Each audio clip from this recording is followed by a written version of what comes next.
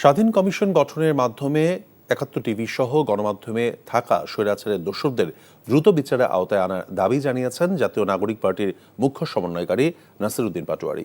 বিকেলে রাজধানীর কাকরাইলে diploma engineers institution মিলনায়তনে micro, small and medium enterprise দিবস উপলক্ষে ন্যাশনাল এসএমই অ্যাসোসিয়েশন আয়োজিত আলোচনায় তিনি একথা বলেন।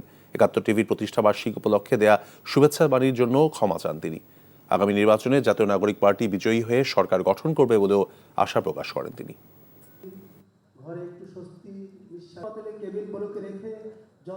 বাংলাদেশে একটা বুলেটের রেভলিউশন হয়েছে, আগামীতে হলো ব্যালটের রেভলিউশন হবে। এই তরুণ প্রজন্মকে সেই ব্যালটের রেভলিউশনে বাংলাদেশের কোনো শক্তি নাই যারা প্রতিহত করতে পারবে। ইনশাআল্লাহ আমরা জয়ী হব। মানে হাজার ধরনের কিন্তু চ্যালেঞ্জের মধ্যে দিয়ে আমরাও যাচ্ছি।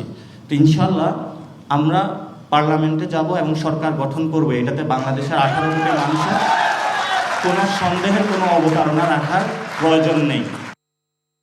বান্ডেল থাকলে প্রতি সেনমানিতে টাকা বাঁচবে। বিকাশ সেনমানি বান্ডেল কিনে জিতুন প্রতি লেনদেনে।